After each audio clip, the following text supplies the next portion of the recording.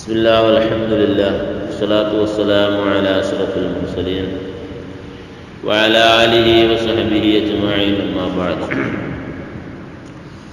أعوذ بالله من الشيطان الرجيم. بسم الله الرحمن الرحيم. قد أفلح من تزكى وذكر اسم ربه فصلى. സൂറത്തുൽ അഅലയിലെ പ്രധാനപ്പെട്ട രണ്ടായത്തുകളാണ്.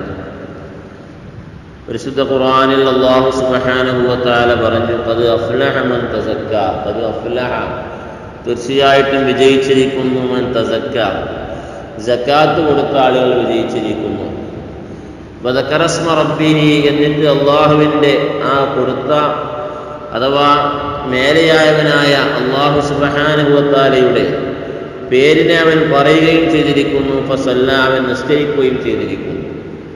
ഇത് ഫിത്ർ സക്കാത്തിനെ സംബന്ധിച്ചും അതിനുശേഷം പെരുന്നാൾ നിസ്കാരത്തെ സംബന്ധിച്ചുമാണ് ഈ ആയത്തിൽ പരാമർശം. സൂറത്തുൽ അഅലയിലാണ് ഈ ആയത്തുള്ളത്. അപ്പോൾ ഫിത്ർ സക്കാത്ത് ഓരോ സത്യവിശ്വാസിയെ സംബന്ധിച്ചിടത്തോളം എന്താണ്? നിർബന്ധമായ കാര്യമാണ്. അത് കൊടുത്ത് ഉടനെ തന്നെ അവൻ എന്തും വേണം? പെരുന്നാൾ നിസ്കാരത്തിലേക്ക് മുന്നിടുകയും വേണം, നിസ്കരിക്കുകയും വേണം. അതാണ് ഈ ആയത്തിൻ്റെ താല്പര്യം. വഅൻ അബ്ദുല്ലാഹി ഇബ്നു അബ്ബാസ് റളിയല്ലാഹു അൻഹു, മഹാനായിരിക്കുന്ന അബ്ദുല്ലാഹി ഇബ്നു അബ്ബാസ് റളിയല്ലാഹു അൻഹു റിപ്പോർട്ട് ചെയ്യപ്പെട്ട ഹദീസ്. ഖാല, മഹാൻ പറഞ്ഞു, ഫറദ റസൂലുള്ളാഹി സ്വല്ലല്ലാഹു അലൈഹി വസല്ലം, ഹബീബായ റസൂലുള്ളാഹി സ്വല്ലല്ലാഹു അലൈഹി വസല്ലമ തങ്ങൾ നിർബന്ധമാക്കി സക്കാത്തുൽ ഫിത്രി, ഫിത്ർ സക്കാത്ത് നിർബന്ധമാക്കി. ഫിത്ർ സക്കാത്തിനെ റസൂൽ നിർബന്ധമാക്കി. തുഹറത്തൽ ലിസ്വാഇമി, നോമ്പുകാരന് ശുദ്ധീകരണമായിക്കൊണ്ട്. തുഹറത്താണ് ശുദ്ധീകരിക്കുക. നോമ്പ് നോറ്റ ആളുടെ ശുദ്ധീകരണമാണ് ഏത്? ഫിത്ർ സക്കാത്ത്. മിനൽ ലഗ്വി വറഫസി, മിനൽ ലഗ്വ് പറഞ്ഞ പിഴവായ കാര്യങ്ങളിൽ നിന്ന്. നോമ്പ് നോറ്റവന് ആ നോമ്പിൽ വല്ല പിഴവുകളോ മറ്റൊക്കെ ഉണ്ടായിട്ടുണ്ടെങ്കിൽ അതിൽ നിന്ന് ശുദ്ധീകരണം. വറഫസി, അതിൽ വന്ന ചില മ്ലേച്ഛമായ കാര്യങ്ങൾ. നോമ്പിലേക്ക് ചിലപ്പോൾ ആണെങ്കിൽ നമ്മൾ അറാമയിലേക്കോ അല്ലെങ്കിൽ മറ്റിലേക്കോ വല്ലതും നോക്കിപ്പോയിട്ടുണ്ടെങ്കിൽ, അല്ലെങ്കിൽ വല്ലതും കേട്ടുപോയിട്ടുണ്ടെങ്കിൽ, അത്തരം മ്ലേച്ഛമായ വല്ല പ്രവർത്തനം വന്നു പോയിട്ടുണ്ടെങ്കിൽ അതിനൊക്കെയുള്ള ശുദ്ധീകരണമായിട്ട് റസൂലുള്ളാഹി സ്വല്ലല്ലാഹു അലൈഹി വസല്ലമ തങ്ങൾ നിർബന്ധമാക്കി സക്കാത്തുൽ ഫിത്രി. എന്തിനെ നിർബന്ധമാക്കി?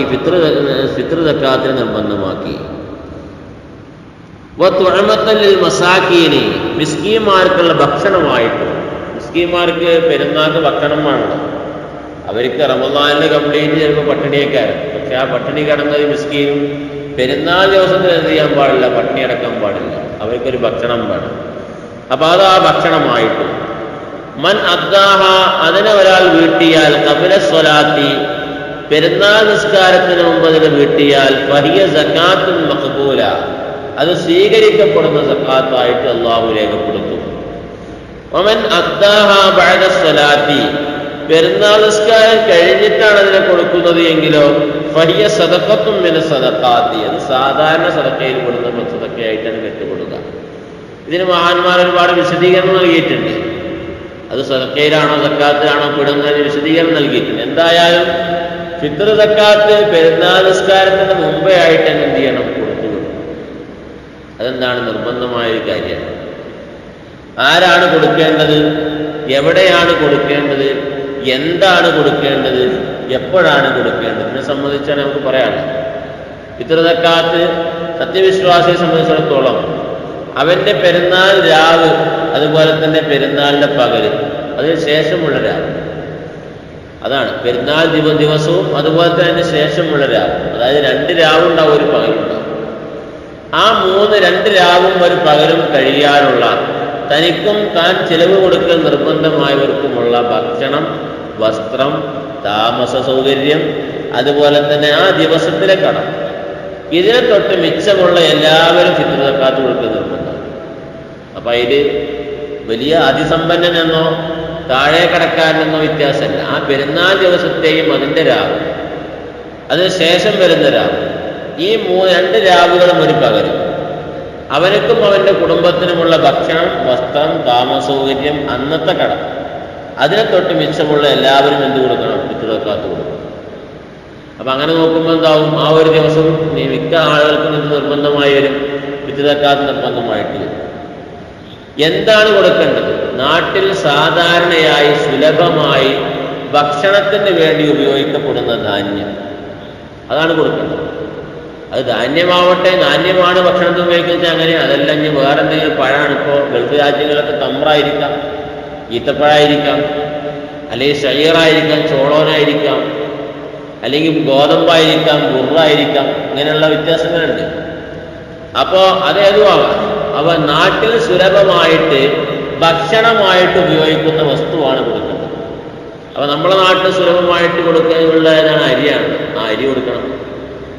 അപ്പോൾ ചില ആൾക്കാർക്ക് സംശയം ഉണ്ടാവും, ഇപ്പോൾ സർക്കാരിൻ്റെ അരി കുറേ കിട്ടുന്നുണ്ട്, പിന്നെ അതേപോലെ തന്നെ വ്യക്തികളും എന്താവും ചിലപ്പോൾ പെരുന്നാളൊക്കെ ആയിട്ട് അരി കൊടുത്തുതരും, പല റിലീഫായിട്ട് കൊടുത്തുതരും.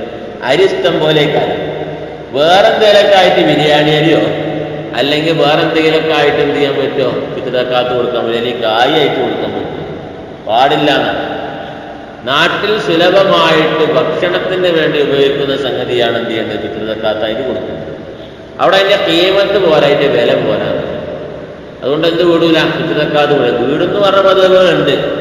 ഹനഫി മതവുകളൊക്കെ വീടുമെന്ന അഭിപ്രായങ്ങളുണ്ട്, വേറെ മതവുകളിലൊക്കെ പറഞ്ഞു. പക്ഷേ നമ്മൾ ഈ ഹദീസിന്റെ വ്യാഖ്യാനത്തിൽ മഹാനായ ഇമാം ശാഫിഈ റളിയല്ലാഹു അൻഹു അവരുടെ തരീഖ് പ്രകാരം നമ്മൾ പോയിക്കൊണ്ടിരിക്കുന്നത്. അപ്പോൾ ആ മദ്ഹബ് പ്രകാരം ഭക്ഷണമായിട്ട് ഉപയോഗിക്കുന്ന സാധനം തന്നെ എന്തായിട്ട് കൊടുക്കണം? പിതൃക്കാത്തായിട്ട് കൊടുക്കണം. ഇപ്പൊ ചിലയിടത്ത് കാരണം എന്ത്, നമ്മൾ പള്ളികളിലൊക്കെ എഴുതിച്ചിട്ടുണ്ടാവും 200 റുപ്യ അല്ലെങ്കിൽ 150 റുപ്യ 175 റുപ്യ ഒരാളെ പിതൃക്കാത്തിന്റെ കിറ്റിന് എത്ര എന്നുള്ളത്. അത് കൊടുത്തോണ്ട് നമുക്ക് എന്താവൂല? ആ ബാധ്യത വീടില്ല. എന്ത് വേണം? അരി മേടിക്കാൻ വേണ്ടി നമ്മൾ ഏൽപ്പിക്കണം. ആ കായ്യണ്ട് കൊടുത്തോണ്ട് എൻ്റെ പിതൃക്കാത്ത് വീടിന് കൂട്ടാൻ പറ്റില്ല. അരി മേടിച്ച് കൊടുക്കാൻ വേണ്ടി നമ്മൾ ഏൽപ്പിക്കണം. എൻ്റെ പിതൃക്കാത്ത് കൊടുക്കാൻ വേണ്ടി എന്നെ ഏൽപ്പിച്ചു. അത് ആ നാട്ടിൽ തന്നെ കൊടുക്കുമ്പോൾ പുറം നാട്ടിലേക്ക് എന്ത് ചെയ്യാൻ പറ്റില്ല, മാറ്റാൻ പറ്റില്ല, അങ്ങനെ ചെയ്യാൻ പറ്റില്ല. ആ നാട്ടിൽ തന്നെ എന്ത് ചെയ്യണം? കൊടുക്കണം. അതാണ് വേണ്ടത്. ഞാൻ നാട്ടുകാർക്ക് ഇഷ്ടം പോലെ അരിയുള്ള ആൾക്കാരാണ്, എല്ലാവർക്കും ഇഷ്ടം പോലെ പാടും പറമ്പും അരിയും എല്ലാ നിലക്കുള്ള ചെയ്യുവാണെങ്കിൽ എന്ത് ചെയ്യാം? അമ്മാറ് നാട്ടിലേക്കൊക്കെ മാറ്റതില്ലാതെ മാറ്റാം. ഇപ്പോൾ സാധാരണഗതിയിൽ നമ്മുടെ നാടുകളിലൊക്കെ അരി ആവശ്യമുള്ളവർ തന്നെയാണ് എല്ലാവരും. അപ്പോൾ അതുകൊണ്ട് നമ്മുടെ നാട്ടിൽ തന്നെ എന്ത് കൊടുക്കേണ്ടത്? ഫിത്ർ സക്കാത്ത് കൊടുക്കേണ്ടത്. ഇനി ഫിത്ർ സക്കാത്ത് കൊടുക്കേണ്ട സമയം വേണമെങ്കിൽ റമദാൻ 1 മുതൽക്ക് തന്നെ കൊടുക്കാൻ കുഴപ്പം വിരോധമൊന്നുമില്ല. 1 മുതൽക്ക് തന്നെ കൊടുക്കാം. പക്ഷെ ഏറ്റവും നല്ല എന്താണ്? അഫ്ളൽ, ഏറ്റവും അഫ്ളലായ സമയം എപ്പോഴാണ്? പെരുന്നാൾ മാസം കണ്ടത് മുതൽക്ക് ഇമാമ് നിസ്കാരത്തിലേക്ക് പ്രവേശിക്കുന്നവരെയുള്ള സമയം. അതാണ് ഏറ്റവും അഫ്ളലായ സമയം. ശവ്വാലിന്റെ മാസപ്പിറവി കണ്ടത് മുതൽക്ക് ആ ചെറിയ രൂപത്തിലൂടെയുള്ള പെരുന്നാൾ നിസ്കാരത്തിന് വേണ്ടി ഇമാമ് മെഹ്റാബ് നിസ്കാരം നടത്തുന്ന സമയം വരെയുള്ള സമയം. ആ സമയത്താണ് വേണമെങ്കിൽ അവിടെ 28നോ അല്ലെങ്കിൽ 27നോ കൊടുക്കാനിരുന്നത്. പക്ഷെ അതിനേക്കാൾ മുമ്പ് കൊടുക്കാതിരിക്കാനാണ് നല്ലത്. കാരണം ഇവിടുത്തെ താല്പര്യം, ഈ അരി കൊടുക്കുന്നതിനുള്ള താല്പര്യം എന്താണ്? പെരുന്നാൾ ദിവസത്തിന് പട്ടിണി ഉണ്ടാകാൻ പാടില്ല. അതുകൊണ്ട് നേരത്തെ തന്നെ കൊടുത്തു കഴിഞ്ഞാൽ ആ അരിയൊക്കെ ചിലവായ പിന്നെ പെരുന്നാൾ ചിലവ് പട്ടിണി നടക്കണ്ടേ. അപ്പൊ അതുകൊണ്ട് ഇസ്ലാമിന്റെ കാഴ്ചപ്പാടെന്താ? വേണമെങ്കിൽ എന്ത് ചെയ്യാം? 27നോ അല്ലെങ്കിൽ 28നോ വേണമെങ്കിൽ മുൻകൂട്ടി 1-2 ദിവസം. ഇബ്നു ഉമർ റളിയല്ലാഹു അൻഹു അടക്കമുള്ള ചില സ്വഹാബികളൊക്കെ എന്ത് ചെയ്തിരുന്നു? 1-2 ദിവസം മുന്തിച്ച് ചെയ്തിരുന്നു. അപ്പോൾ ഏകദേശം 2 ദിവസം കഴിഞ്ഞ് പെരുന്നാളാണല്ലോ, ആ നിലക്ക് കൊടുക്കാം. പക്ഷെ അവിടെ വേറെ നിബന്ധന പറയുന്നുണ്ട് മഹാന്മാരായ ഫുഖഹാക്കൾ. എന്താ നിബന്ധന? ഒന്നാമത്തെ നിബന്ധന, ഈ കൊടുത്ത ആളുണ്ട്, കൊടുക്കപ്പെട്ട ആൾ, നമ്മൾ ആർക്കാണോ കൊടുത്തത്, ഈ കൊടുക്കപ്പെട്ട ആൾ പെരുന്നാൾ ദിവസവും അത് വാങ്ങാനുള്ള അവകാശിയായിട്ട് അവിടെ ഹയാത്തുണ്ടായിരിക്കണം, ആ നാട്ടിൽ ജീവിച്ചിരിക്കണം. ആ നിബന്ധന ഉണ്ട്. കൊടുക്കപ്പെട്ട ആൾ നമ്മൾ ആർക്കോ ഫിത്ർ സക്കാത്ത് കൊടുത്തു, നമ്മളെ പെരുന്നാൾ അതായത് മാസപ്പിറവി കണ്ടതിന് ശേഷം അയാളെ നാട്ടിൽ മരിച്ചുപോകുന്നു കൊടുക്കുക, നമ്മൾ ഫിത്ർ സക്കാത്ത് വേറെ കൊടുക്കണം. കാരണം അവിടെ ഫിത്ർ സക്കാത്ത് നിർബന്ധമായ സമയത്ത് അത് കൊടുക്കാനുള്ള ആളവിടെ ഉണ്ടല്ലോ. എന്ന് വെച്ചാൽ 2 ദിവസം മുമ്പ് കൊടുത്ത ആൾ അവിടെ തന്നെ ഉണ്ടെങ്കിൽ കുഴപ്പമില്ല. അപ്പൊ അങ്ങനെയുള്ളൊരു നിബന്ധന മഹാന്മാരായ ഫുഖഹാക്കൾ പറഞ്ഞിട്ടുണ്ട്. അതുപോലെ തന്നെ ഇയാൾ എവിടെ തന്നെ ആയിരിക്കണം? ഈ കൊടുത്ത ആള് ആ നാട്ടിൽ തന്നെ ആയിരിക്കണം. വേറെ നാട്ടിലാണ് സൂര്യോദയത്തിന്റെ സമയത്ത്, സൂര്യൻ അസ്തമിക്കുന്ന സമയത്ത് വേറെ നാട്ടിലാണ് കൊടുക്കുക. ഇപ്പൊ കോഴിക്കോട്ടേക്ക് പോയി ഒരാൾ, ആ കോഴിക്കോടാണ് ആള് താമസം, പെരുന്നാളിന്റെ തലേന്ന് കോഴിക്കോടാണ്, പിറ്റേഴ്സ് കണ്ട് നാട്ടിൽ വരുള്ളൂ. അവർക്ക് ഫിത്ർ സക്കാത്ത് നിർബന്ധമാണ്. എവിടെയാണ്? കോഴിക്കോടാണ് നിർബന്ധം. അവർ 2 ദിവസം മുമ്പ് നാട്ടിൽ കൊടുത്തുകൊണ്ട് കാര്യമില്ല, ഫിത്ർ സക്കാത്ത് വെച്ച് കൊടുക്കേണ്ടി വരും, ആ നാട്ടിൽ വെച്ച് കൊടുക്കണം. അങ്ങനെ 2 നിബന്ധന ഉണ്ട്. ആ നിബന്ധന പാലിച്ച് അത് 2 ഏകദേശം ചോദിച്ചിട്ടുണ്ടെങ്കിൽ എന്താക്കാം? പെരുന്നാളിന് 2-3 ദിവസം മുമ്പ് ഫിത്ർ സക്കാത്ത് കൊടുത്തോക്കെ അതിൽ പരിഗണിക്കാം. അതല്ല നമ്മൾ കൊടുത്തു ആ നാട്ടിൽ നിന്ന് പോയി, അല്ലെങ്കിൽ നമ്മൾ കൊടുക്കപ്പെട്ട ആൾ ആ നാട്ടിൽ നിന്ന് പോയി, എന്നാലും എന്തായി? ഫിത്ർ ഫിത്ർ സക്കാത്ത് അവിടെ നാട്ടിൽ വേറെ നമ്മൾ എന്ത് ചെയ്യേണ്ടി വരും, കൊടുക്കേണ്ടി വരും. അങ്ങനത്തെ ഒരു പ്രശ്നമില്ല. അപ്പോൾ ഫിത്ർ സക്കാത്ത് ഓരോ വ്യക്തിക്കും നിർബന്ധമാണ്. ഇനി എന്താണ് കൊടുക്കേണ്ടത്? നാട്ടിൽ നിത്യമായിട്ട് ഉപയോഗിക്കുന്ന ഭക്ഷണ സാധനം എന്ന് പറഞ്ഞാൽ ഊത്ത്, ഭക്ഷ്യധാന്യമായിട്ട് ഉപയോഗിക്കുന്ന അരി, നമ്മുടെ നാട്ടിലെ അരിയാണ്, അത് കൊടുക്കണം. എത്ര കൊടുക്കണം? ഒരു സ്വായ കൊടുക്കണം. വീട്ടിലുള്ള തനിക്കും താൻ ചിലവിന് കൊടുക്കുന്ന നിർബന്ധമായവരുടെയും പേരിൽ ഓരോ സഹായം. ഒരു കുടിയിൽ വാപ്പുണ്ട്, കുട്ടികളും ഉമ്മുണ്ട്, അതേപോലെ തന്നെ മറ്റേ മക്കളും കുട്ടികളൊക്കെ പാടുണ്ടെങ്കിൽ അവിടുത്തെ ആ ചെലവ് നടത്തുന്ന ആളുണ്ടാവുമല്ലോ, ആ ചെലവ് നടത്തുന്ന ആളുടെ മേലിലാണ് എന്ത് വരുന്നത്? ഫിത്ർ സക്കാത്ത് വരുന്നത്. ആ ചെലവ് നടത്തുന്ന എല്ലാവരും പാടെ പേരിൽ വരും. വാപ്പം ചെലവ് നടത്തുന്നില്ല, വാപ്പ അവിടെ വീട്ടിലിരിക്കുകയാണെന്ന് വെച്ചാൽ വാപ്പാനും ഫിത്ർ സക്കാത്ത് ആര് കൊടുക്കണം? നമ്മൾ കൊടുക്കണം. അതേപോലെ തന്നെ അത് അപ്പുറത്തുള്ള ഏട്ടൻ കൊടുക്കട്ടെ അല്ലെങ്കിൽ കൊടുക്കട്ടെ എന്ന് പറയാൻ പറ്റില്ല. ആ വീട്ടിൽ ആരാണോ ചെലവ് കൊടുക്കുന്നത് അവൻ കൊടുക്കണം. അത് മാത്രമല്ല, ഇനിയിപ്പോൾ പെങ്ങളെ കട്ടിച്ച പെങ്ങളുണ്ടാവും, ചിലപ്പോൾ പെങ്ങളുടെ ചിലവും ചിലപ്പോൾ ആരെക്കാരും കൊടുക്കണേ, നമ്മളെക്കാരും കൊടുക്കണം, അല്ലെങ്കിൽ യാതൊരു ബന്ധം ഉണ്ടാവില്ല. അങ്ങനെ ഉണ്ടാവുമല്ലോ. അപ്പോഴും നമ്മളെ പേര് ചെലവ് കൊടുക്കാൻ നിർബന്ധമായ ആൾക്കാരാണ് അവർ, അവരുടെ പേരിൽ ഫിത്ർ സക്കാത്ത് കൊടുക്കണം. ഇതിനെ കുറിച്ച് വെറുതെ വിരുന്ന് വന്ന പെങ്ങളാച്ചൊന്നും കൊടുക്കണമെന്നില്ല. വിരുന്ന് വന്നു പെങ്ങള് തലേന്ന് വിരുന്ന് വന്നു, അവിടെ വീട്ടിലുണ്ട്, എന്നാൽ ആ പെങ്ങളെ ഫിത്ർ സക്കാത്ത് നമ്മൾ കൊടുക്കണം. അത് ആരുടെ പേരിലാണ് ബാധ്യത? അവരുടെ ഭർത്താവിൻ്റെ പേരിലാണ് ബാധ്യത. അദ്ദേഹം എവിടെ വെച്ചാൽ എന്ത് ചെയ്യണം? അത് കൊടുക്കണം. അപ്പോൾ എവിടെ വെച്ചാൽ പെങ്ങൾ ഇവിടെയാണ്. അപ്പോൾ അതുകൊണ്ട് പെങ്ങളെ ഏൽപ്പിക്കണം, അളിയെ ഏൽപ്പിക്കണം, അല്ലെങ്കിൽ അമ്മോസാക്കാൻ അളിയെ എന്ത് ചെയ്യണം? ഏൽപ്പിക്കണം. എൻ്റെ ഭാര്യയുടെ ഫിത്ർ സക്കാത്ത് കൊടുക്കണം എന്ന് പറഞ്ഞിട്ട് ഏൽപ്പിക്കണം. അപ്പോൾ ആ പെങ്ങളെ ഏത് സ്ഥലത്താണുള്ളത് വെച്ചാൽ അവിടുത്തെ ഫിത്ർ സക്കാത്ത് ആർക്ക് കൊടുക്കാം? ഈ വ്യക്തിക്ക് കൊടുത്താൽ വിടും. അപ്പോൾ ഓരോ വ്യക്തിയുടെ മേൽ നിർബന്ധം. ചെറിയ കുട്ടിയാണെന്ന് ശരി, ഇപ്പോൾ സൂര്യോദയത്തിന് മുമ്പായിട്ടൊരു കുട്ടി, അല്ല സൂര്യാസ്തമിക്കുന്നതിന് മുമ്പായിട്ടൊരു കുട്ടി ജനിച്ചാൽ ആ കുട്ടിയുടെ പേരിൽ ഫിത്ർ സക്കാത്ത് നിർബന്ധം. കാരണം റമളാന്റെ അവസാനത്തെയും ശവ്വാലിന്റെ ആദ്യത്തെയും ആ കുട്ടി ഒരുമിച്ച് കൂട്ടി. അതുകൊണ്ട് ഇപ്പോൾ സൂര്യാസ്തമിക്കുന്നതിന് മുമ്പ് ഒരു കുട്ടി ജനിച്ചു, ആ കുട്ടി എന്ത് ചെയ്തു? മഗ്‌രിബിക്ക് മരണപ്പെട്ടു. എന്നാലും ആ കുട്ടിയുടെ പേര് എന്ത് നിർബന്ധമായി? ഫിത്ർ സക്കാത്ത് നിർബന്ധമായി. കാരണം ആ കുട്ടി അവിടെ ഉണ്ടായിട്ടുണ്ട് സൂര്യോദയത്തിന്റെ അവസാനത്തിലും, അഥവാ പിന്നെ ഈ ശവ്വാൽ മാസത്തിലുള്ള തുടക്കത്തിൽ ആ കുട്ടി ഉണ്ടായിട്ടുണ്ട്. അതുകൊണ്ട് അല്ലെങ്കിൽ ഒരു നിക്കാഹ് നടത്തിയ ഒരാൾ റമളാൻ 30-ന് ഒരു നിക്കാഹ് നടത്തി, പുതിയ ഭാര്യ വന്നു, വീട്ടിലേക്ക് വന്നിട്ട് നിക്കാഹ് മാത്രമേ കഴിഞ്ഞിട്ടുള്ളൂ, എന്നാലും ആ ഭാര്യയുടെ പേര് എന്ത് നിർബന്ധമായി വരും? ഫിത്ർ സക്കാത്ത് കൊടുക്കാൻ നിർബന്ധമായി വരും. ഇതൊന്നും ചിലപ്പോൾ അവന് ശ്രദ്ധിച്ചോളുന്നില്ല. കുറേ കൊല്ലങ്ങളോളം കഴിഞ്ഞാലും കൂട്ടിക്കൊണ്ടുണ്ടായി അവളപ്പോൾ കൊടുത്തിട്ടില്ല. അപ്പോൾ ഫിത്ർ സക്കാത്ത് കൊടുക്കേണ്ടത്. ഫിത്ർ സക്കാത്ത് ചിലപ്പോൾ വാപ്പ് കൊടുത്തിട്ടുണ്ടാവും. അതുകൊണ്ട് വിവരണമെങ്കിൽ ആരെ സമ്മതം വേണം? ഭർത്താവ് സമ്മതം കൊടുക്കണം. എൻ്റെ ഭാര്യയുടെ ഫിത്ർ സക്കാത്ത് കൊടുത്തോളൂ എന്ന് പറഞ്ഞാൽ സമ്മതം കൊടുത്താൽ ആ നിലക്ക് കൊടുത്താൽ കൂടും. അതല്ലാതെ ഉണ്ടാവില്ല, ഫിത്ർ സക്കാത്ത് കൂടില്ല. ഇങ്ങനെ പറ്റും. വ്യക്തിക്ക് സ്വന്തം കൊടുക്കട്ടെ, അത് വേറെ. ആ പെണ്ണിനെ സ്വന്തമായിട്ട് ഫിത്ർ സക്കാത്ത് കൊടുക്കുക എന്ന് പറഞ്ഞാൽ അങ്ങനെ കൂടും. ഇനി വാപ്പാനെ ഏൽപ്പിച്ച് അങ്ങനെ കൂടും. പക്ഷേ ഇവിടെ കല്യാണം കഴിഞ്ഞ് കഴിഞ്ഞാൽ പിന്നെ അതിൻ്റെ ചെലവും കാര്യങ്ങളൊക്കെ ആരും പേരില്ല വരിക? ഭർത്താവിൻ്റെ പേരില്ല വരിക. ഭർത്താവ് എന്ത് ചെയ്യേണ്ടത്? ഫിത്ർ സക്കാത്ത് കൊടുക്കേണ്ടത്. അപ്പം ആ നിലക്ക് ആ സമയത്താണ് വിവാഹത്തിൽ ഉണ്ടായ. ഇനി റജഈയായ തലാക്ക് ചെല്ലപ്പെട്ട പെണ്ണാണെങ്കിൽ ഫിത്ർ സക്കാത്ത് നിർബന്ധമായിട്ട് വരും. റജഈയായ തലാക്കാൻ എന്താണ്? മടക്കിയെടുക്കാൻ പറ്റിയ തലാക്കിൽ പെട്ടു. മടക്കിയെടുക്കാൻ പറ്റിയ തലാക്ക് ഒരാൾ പണ്ട് തലാക്ക് ചൊല്ലി, എന്തെങ്കിലും സ്വഭാവമോശം കൊണ്ട് തലാക്ക് ചൊല്ലി, വേണമെങ്കിൽ ആ തലാക്ക് എന്ത് ചെയ്യാൻ? മടക്കാം. ഒരു തലാക്ക് ചൊല്ലി കഴിഞ്ഞാൽ മടക്കാറ്, 2 തലാക്ക് ഇല്ലാലും മടക്കാറ്, 3 തലാക്ക് ഇല്ലാലും മടക്കാൻ പറ്റുമോ? അപ്പോൾ 1-2 തലാക്ക് ചൊല്ലി എന്ന് പറഞ്ഞു റജഈയായ തലാക്ക്, അത് വേണമെങ്കിൽ എന്ത് ചെയ്യാം? മടക്കിയെടുക്കാം. അപ്പം അങ്ങനെ ഉള്ള തലാക്ക് ചെല്ലപ്പെട്ട പെണ്ണാണെങ്കിലും അവരുടെ ഫിത്ർ സക്കാത്ത് ആര് കൊടുക്കണം? ഈ ഭർത്താവ് കൊടുക്കണം. എന്നാൽ പിണങ്ങിപ്പോയ ഭാര്യയുടെ ഫിത്ർ സക്കാത്ത് ആര് കൊടുക്കേണ്ടതില്ല? ഭർത്താവ് കൊടുക്കുക. കാരണം ഭർത്താവിനോട് ചെലവ് കൊടുക്കാൻ നിർബന്ധമല്ല. റജഈയായ തലാക്ക് ചെല്ലപ്പെട്ട പെണ്ണാണെങ്കിൽ അവരുടെ ഇദ്ധരിക്കുന്ന കാലാവധിയിൽ മൊത്തം ചെലവ് കൊടുക്കണം ആര്? ഭർത്താവ് ചെലവ് കൊടുക്കണം. നേരെ മറിച്ച് മറ്റേ പിണങ്ങിപ്പോയ പെണ്ണ് ചെലവ് കൊടുക്കൽ ആർക്ക് നിർബന്ധമല്ല? ഭർത്താവ്. കാരണം ഭർത്താവിൻ്റെ പിന്നെ അനുമതി ഇല്ലാതെയാണ് എന്തായാലും പിണങ്ങിപ്പോയത്. ഭർത്താവ് ചെലവ് കൊടുക്കാൻ തയ്യാറാണ്, എല്ലാ നിലക്കും സംരക്ഷിക്കാൻ തയ്യാറാണ്, പക്ഷേ അതെന്തായില്ല, വീട്ടിൽ നിൽക്കൂലാന്ന് അങ്ങനെ പണിങ്ങിപ്പോയി. അങ്ങനെ അവളുടെ ഫിത്ർ സക്കാത്ത് ആയിട്ട് നിർബന്ധമല്ല, ഭർത്താവ് നിർബന്ധമല്ല. അപ്പം ഇതൊക്കെയാണ് നമ്മൾ ഫിത്ർ സക്കാത്തുമായിട്ട് ബന്ധപ്പെട്ട് മനസ്സിലാക്കുക. അപ്പോൾ വീട്ടിലുള്ള ഓരോ ആളുകൾക്കും ചെറിയ കുട്ടിയായിട്ട് ഒരു കിലോ കൊടുത്താൽ മതിയല്ല, എല്ലാവർക്കും ഓരോ സാഹചര്യം കൊടുക്കണം. ഓരോ വ്യക്തികൾക്കും ഓരോ സാധനം. കുട്ടിയാണെങ്കിലും ശരി, വലിയവരാണെങ്കിലും ശരി, ഓരോ സാധനം. ഒരു സാഹചര്യം എന്ന് പറഞ്ഞാൽ 4 മുത്ത്. ഒരു മുത്ത് എന്ന് പറഞ്ഞാൽ ഏകദേശം 600-650 ഗ്രാം വരും. 600-650 ഗ്രാം. ചിലവർ പറയണ 625 ഗ്രാം മതിയാണ്, ചിലവർ 650 വേണമെന്ന് പറയണം, ചിലവർ 600 മതി എന്ന് പറയണം. പല അഭിപ്രായങ്ങളിലുണ്ട് നമ്മൾ നാട്ടിലത്തെ അരി നോക്കുന്ന സമയത്ത്. അപ്പോൾ ഏകദേശം ഒരു 650 ഗ്രാം അരി കൊടുക്കുകയാണെങ്കിൽ 2,600 വരിക. 2 കിലോയും 600 ഗ്രാമും 650 ഗ്രാം വെച്ച് കൊടുക്കുമ്പോൾ തന്നെ വരിക. 2 കിലോനും 600 ഗ്രാം. അത് ഓരോ വ്യക്തിയുടെ പേരിൽ നിർബന്ധമായിട്ടുണ്ട്. ഒരു സുമാറുള്ള അളവ് പറയാൻ. അരി പല നിലക്കുള്ള അരി ഉണ്ടാവും, പൊക്കം കൂടിയ അരി ഉണ്ടാവും, പൊക്കം കുറഞ്ഞ അരി ഉണ്ടാവും. പിന്നെ നമ്മൾ മുദ്ദുപാത്രം എന്ന് പറഞ്ഞ പാത്രമാണ്. അതൊക്കെ നമുക്ക് ആർക്കെങ്കിലും ഒരു നാട്ടിലെ കാര്യത്തിലൊക്കെ കുടുംബത്തിലൊക്കെ ഒരു അളവ് പാത്രം ഉണ്ടെങ്കിൽ വളരെ നല്ലതാണ്. കാരണം റസൂലുള്ളാഹി സ്വല്ലല്ലാഹു അലൈഹി വസല്ലം മാത്രയുടെ കാലഘട്ടത്തിൽ ഇപ്പോൾ തൂക്കൊന്നുമില്ല. അവർ മുദ്ദുപാത്രം കൊണ്ടാണ് അങ്ങനത്തെ അളന്നുകൊണ്ടാണ് എന്ത് കൊടുത്തിരുന്നത്, ഈ ഭക്ഷണം വിതരണം ചെയ്തിരുന്നത്. അളന്നിട്ടാണ്. അപ്പം 4 അളന്നിട്ടാൽ മതി. 4 പാത്രം അളന്നിട്ട് കഴിഞ്ഞാൽ ആ വിഷയം എന്ത്. നേരെ മറിച്ച് നമ്മൾ അളക്കത്തിലൊക്കെ ചിലപ്പോൾ എന്താവും, മറ്റേ രൂപത്തിലൊക്കെ ആകുമ്പോൾ ചിലപ്പോൾ കുഴപ്പമൊന്നുമില്ല. അപ്പം ഒരു സൂക്ഷ്മതയ്ക്ക് വേണ്ടി ഒരു 650 ഗ്രാം ഒരു മുത്ത്, അങ്ങനെ 4 മുത്താകുമ്പോൾ ഒരു ഏകദേശം 2,600 വെച്ചിട്ട് വീട്ടിൽ ഓരോരുത്തർക്ക് കൊടുക്കും. അപ്പം അങ്ങനെ ഓരോരുത്തരുടെ 5 ആളിൻ്റെ വെച്ചെങ്കിൽ 2,600 വെച്ച് 2,600 കൊണ്ട് കുടിക്കണം 5 ആളെ. അത് 10 ആളാണെങ്കിൽ 2,600 കൊണ്ട് 10 ആളെ കുടിക്കണം. അങ്ങനെ കുടിച്ചിട്ട് എന്ത് ചെയ്യണം, നമ്മൾ ആ അരി കൊടുക്കണം. നമ്മളുടെ ഈ അരി പങ്കൽ എന്ത് നാട്ടിലേക്ക് വരാണ്ട്, പെരുന്നാൾക്ക് വരാണ്ട് വിചാരിച്ച് പങ്കൾക്ക് വേണ്ടി എടുത്തേക്കൽ അത് പാടില്ല.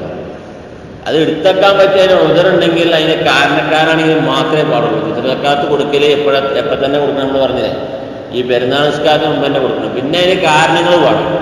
ഈ പങ്കൽ ചിലപ്പോൾ നമുക്ക് മറ്റേ ഒരുപാട് ദൂരത്ത് കെട്ടിച്ച പങ്കളേക്ക്, ആ പങ്കലേക്ക് അവിടെ ഫിത്ർ വാങ്ങാനുള്ള അവകാശം ഉണ്ടാവും. അവിടെ കൊടുക്കാനും എന്താവും അവകാശമുള്ള പങ്കളേക്കാർ. വാങ്ങും ചെയ്യേണ്ടി വരും, കൊടുക്കുകയും ചെയ്യേണ്ടി വരും. അങ്ങനെയാണല്ലോ. നമ്മളിപ്പോൾ ചിലപ്പോൾ നമ്മൾ ഫിത്ർ വാങ്ങും വേണ്ടി വരും, ചിലപ്പോൾ കൊടുക്കും വേണ്ടി വരും. കാരണം നമുക്ക് ഓരോരുത്തർക്കും അവരവരുടെ പെരുന്നാൾ ദിവസത്തിലുള്ള ഭക്ഷണം, വസ്ത്രം, അതുപോലെ തന്നെ പാർപ്പിടം, അന്നത്തെ കടം കഴിച്ച് ബാക്കിയുള്ളവർക്ക് നിർബന്ധമാണല്ലോ. അപ്പം അത് കഴിച്ചിട്ടുള്ള മാത്രം കൊടുത്താൽ മതി. ഒരാൾ പെരുന്നാൾക്ക് എന്ത് ചെയ്തു, വളരെ പ്രയാസപ്പെട്ട രൂപത്തിലാണ് ജീവിതം, ഒന്നുമില്ല. ആ രൂപത്തിൽ ഒരാൾക്ക് അവൻ്റെ ആ ഇടങ്ങേറായിട്ട് കടം മേടിച്ച് ഫിത്ർ കൊടുക്കാൻ ഇസ്ലാമിൽ പറയുന്നില്ല. നിർബന്ധമായിട്ട് കൊടുക്കലെപ്പോഴേ ഉള്ളൂ ആ പെരുന്നാൾ ദിവസവും അവൻ്റെ രാത്രിയും ശേഷം വരുന്ന രാത്രിയും, അതായത് പെരുന്നാളിൻ്റെ തലേന്നത്തെ രാത്രി. ഇന്നിപ്പോൾ മുതൽക്കല്ല പെരുന്നാൾ തുടങ്ങുന്നത്. ഇന്നത്തെ രാത്രി മുതൽക്ക് 24 hours 24 മണിക്കൂർ അതിൻ്റെ ശേഷമുള്ള രാത്രി. അതായത് പെരുന്നാൾ ദിവസത്തിന് പിറ്റേന്നത്തെ, പെരുന്നാൾ ദിവസം കഴിഞ്ഞിട്ട് പകൽ കഴിഞ്ഞിട്ടുള്ള പിറ്റേന്നത്തെ രാത്രി. നാളെ ഇപ്പോൾ പെരുന്നാളാണെങ്കിൽ നാളത്തെ മഗ്‌രിബിക്ക് മുതൽ രാത്രി ഉണ്ടല്ലോ, പിറ്റേന്ന് സുബഹി വരെ, അതുവരെയുള്ള തനിക്കും താൻ ചെലവിൽ കൊടുക്കുന്ന നിർബന്ധമായവരുടെയും ഭക്ഷണം, വസ്ത്രം, താമസം, അന്നത്തെ കടം അത് കഴിച്ച് മിച്ചുള്ളവനൊക്കെ ഫിത്ർ നിർബന്ധം. അത് കഴിച്ചൊരാൾക്ക് വെച്ച് എല്ലാം കൂട്ടണം. ഫിത്ർ കൊടുക്കണ്ട, എല്ലാം കൊടുത്താൽ മതി. കടം മേടിച്ച് കൊടുക്കണം എന്ന് പറഞ്ഞിട്ടില്ല. ചില ആൾക്കാർ പാവങ്ങൾ കടം മേടിച്ചാൽ ഫിത്ർ കൊടുക്കുക, ഇതിനൊന്നും ആവശ്യമില്ല. എന്ത് മതി, അവനക്ക് അന്നത്തെ ദിവസം ഈ ചെലവ് കഴിച്ച് വെച്ചിട്ടുണ്ടെങ്കിൽ മതി. ചെലവ് തന്നെ അവർക്ക് കടാണ്, വളരെ പ്രയാസത്തിലാണ് മുന്നോട്ട് പോകുന്നത്. എന്നാൽ ഫിത്ർ കൊടുക്കേണ്ടത്. അപ്പം ചിലപ്പോൾ നമ്മൾ വാങ്ങുകയും ചെയ്യേണ്ടത്, ചിലപ്പോൾ കൊടുക്കുകയും ചെയ്യേണ്ടത്. അങ്ങനത്തെ 2 ഓപ്ഷൻ ചിലപ്പോൾ നമുക്ക് വരും. അപ്പം നമ്മൾ എന്ത് ചെയ്യാൻ പറ്റും, ഏതോ ഭാഗത്തേക്ക് കെട്ടിച്ചു പറഞ്ഞു കഴിഞ്ഞാൽ പെങ്ങളെ കാത്തിന് എന്ത് ചെയ്യാൻ പറ്റില്ല, ഫിത്ർ എടുത്തേക്കാൻ പറ്റില്ല. നാട്ടിലെ അവകാശത്തിൽ കൊടുക്കും. പെങ്ങളെ കാത്തിന് നമുക്ക് വേറെ അരി മേടിച്ചു കൊടുക്കാം. കാരണം ഫിത്ർ തന്നെ വേണമെന്നില്ലല്ലോ, പെങ്ങൾക്ക് വേറെ കൊടുക്കാമല്ലോ. വേറെ വേണമെങ്കിൽ ഒരു ചാക്ക് അരിനെ മേടിച്ചു കൊടുത്താലും കുഴപ്പമില്ല. അങ്ങനെ കൊടുക്കാച്ചാൽ അല്ലെങ്കിൽ കുടുംബത്തിലുള്ള ആൾക്കാർ കൊടുക്കാച്ചാൽ നല്ലതല്ലേ, ആ നിലക്കോ കൊടുക്കാം എന്നുള്ളതല്ലാതെ ഇതിന് വേണ്ടി മാത്രം ഈ പെങ്ങൾ എന്ത് ചെയ്യാൻ പാടില്ല, കാത്തിരിക്കാൻ പറ്റും. ഫിത്ർ ആ നാട്ടിൽ തന്നെ കൊടുക്കണം എന്നുള്ളതാണ്. അപ്പം അത് വിശാലമായ ഒരു വിഷയമാണ്. വഫിൽ ഹദീസ്, ഒരൊറ്റ ഹദീസ് വായിച്ചു നിർത്താം. അപ്പോൾ വഫിൽ ഹദീസ് അൻ ഇബ്നു ഉമർ റളിയല്ലാഹു അൻഹു ഖാല ഫർള റസൂലുള്ളാഹി സ്വല്ലല്ലാഹു അലൈഹി വസല്ലം, റസൂലുള്ളാഹി സ്വല്ലല്ലാഹു അലൈഹി വസല്ലം തങ്ങൾ ഫർളാക്കി സകാത്തുൽ ഫിത്രി സാഅൻ മിൻ തംറിൻ ഔ സാഅൻ മിൻ ശഈരിൻ അലൽ അബ്ദി വൽ ഹുർരി വൽ ദക്കരി വൽ ഉൻസാ വസ്സഗീരി വൽ കബീരി മിനൽ മുസ്ലിമീന വഅമറ ബിഹാ അൻ തുഅദ്ദി ഖബല ഖുറൂജി നാസി ഇല സ്വലാത്തി. അപ്പോൾ റസൂലുള്ളാഹി സ്വല്ലല്ലാഹു അലൈഹി വസല്ലം തങ്ങൾ സ്വതന്ത്രനും അടിമക്കും, അടിമ എന്ന് പറഞ്ഞാൽ എന്താണ്, വേറൊരാളുടെ കീഴിൽ ജീവിക്കുന്നതാണ്. അവനക്കല്ലേ അടിമ എന്ന് പറയാം. വേറൊരാൾ കാശ് കൊടുത്ത് വാങ്ങി അവൻ്റെ കാര്യത്തിന് വേണ്ടി അവൻ്റെ സക്കാത്ത് ആര് കൊടുക്കണം, യജമാന് കൊടുക്കണം. അപ്പോൾ അടിമയാണെങ്കിലും യജമാനാണെങ്കിലും ചെറിയവനാണെങ്കിലും വലിയവനാണെങ്കിലും ആ നാട്ടിലെ ഭക്ഷണ വസ്തുവാകുന്ന തമ്രോ ഈത്തപ്പഴമോ അല്ലെങ്കിൽ ശരീർ ബാർലിയോ അതല്ലെങ്കിൽ ബുറ് ഗോതമ്പോ ഇങ്ങനെ എന്താണ് ആ നാട്ടിലെ ഭക്ഷണധാന്യമെങ്കിൽ അതെന്താണ് ഫിത്ർ കൊടുക്കുന്നത്. ഏതിനു മുമ്പായിട്ട് കൊടുക്കണം, നിസ്കാരത്തിന് മുമ്പായിട്ട് കൊടുക്കണം എന്ന് റസൂലുള്ളാഹി സ്വല്ലല്ലാഹു അലൈഹി വസല്ലം ഫർളാക്കി. അപ്പം ആ സമയത്തിന് മുമ്പായിട്ട് നമ്മൾ കൊടുക്കണം. മാത്രമല്ല ഇനി മറ്റൊരു സമയം, ഏത്, നിസ്കാരം കഴിഞ്ഞിട്ട് മഗ്‌രിബ് വരെയും കാത്തു വെക്കാം.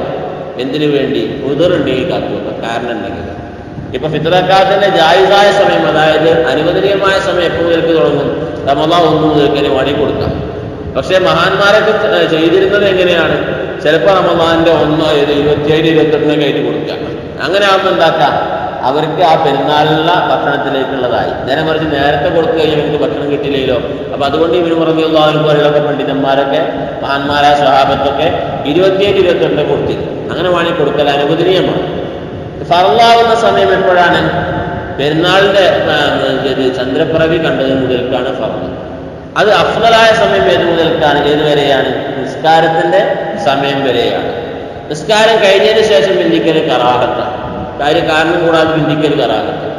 മഗ്‌രിബി ആയി കഴിഞ്ഞാൽ പിന്നെ അതിന് മഗ്‌രിബിന്റെ മുമ്പായിട്ട് കൊടുത്തു വിട്ടില്ല നിർബന്ധമാണ്. അല്ലെങ്കിൽ മഗ്‌രിബി വരെ ഒരു കാരണം കൂടാതെ ബിന്ദിക്കൽ ഹറാമാണ്. ഒരു കാരണമല്ലാതെ ബിന്ദിക്കാൻ പാടില്ല. നമുക്ക് വേണമെങ്കിൽ അയൽവാസികൾക്ക് നാട്ടിൽ നിന്ന് ഒരിക്കലും പോയിട്ടുണ്ടാവും, അവനെ കാത്തു വെച്ച് വേണമെങ്കിൽ ഇന്നലെ കാത്തു വെക്കാം, ഇതുവരെ മഗ്‌രിബി വരെയൊക്കെ വെക്കാം. ചിലപ്പോൾ 1-2 ദിവസം കഴിഞ്ഞിട്ടാണ് വരുന്നെങ്കിലും ഉദറുണ്ടെങ്കിൽ അതിനുശേഷം വേണമെങ്കിലും ബിന്ദിക്കാൻ കുഴപ്പമില്ല. പക്ഷെ എന്ത് പാടില്ല, ഒരു കാരണവും കൂടാതെ ബിന്ദിക്കാൻ പാടില്ല. നമ്മൾ പെങ്ങളെ കാത്തിരുന്നിട്ടോ അതിൽ വേറെന്തെങ്കിലും ആവശ്യത്തിന് വേണ്ടിയിട്ടോ എന്ത് ചെയ്യാൻ പാടില്ല, ബിന്ദിക്കാൻ പാടില്ല. ഇതൊക്കെ നമ്മൾ ശ്രദ്ധിച്ച് മനസ്സിലാക്കേണ്ട വസ്തുതകളാണ്. അപ്പോൾ ആ കറക്റ്റ് ടൈമിന് തന്നെ കൊടുക്കുക. അത് ഇതേപോലെ തന്നെ ഏകദേശം 2,600 തൂക്കത്തിന് നമ്മൾ കൊടുക്കുക. അതുപോലെ തന്നെ അതിൻ്റെ അവകാശികൾക്ക് എത്തിച്ചു കൊടുക്കുക. അവൻ്റെ അവകാശികൾ നാട്ടുപുറങ്ങളുണ്ടാവും, നമ്മുടെ ചുറ്റുഭാഗത്തുണ്ടാവും, നമ്മുടെ അയൽവാസികൾ തന്നെ ഉണ്ടാവും.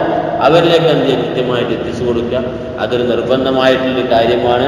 മാത്രമല്ല നമ്മുടെ നോമ്പിലുള്ള എല്ലാ പിഴവുകളും എല്ലാ കോട്ടങ്ങളും പരിഹരിക്കാനുള്ള ഒരു വിവാദത്തും കൂടിയാണിത്, നിർബന്ധമായ ഫിത്ർ സക്കാത്ത്. അപ്പോൾ അതിൻ്റെ ഗൗരവത്തോടു കൂടെ തന്നെ കാണുക. അല്ലാഹു സുബ്ഹാനഹു വ തആല നമുക്ക് പ്രവർത്തിക്കാൻ തൗഫീഖ് അനുഗ്രഹിക്കുമാറാകട്ടെ. നമ്മുടെ ഇബാദത്തുകളൊക്കെ അല്ലാഹു സ്വീകരിക്കട്ടെ.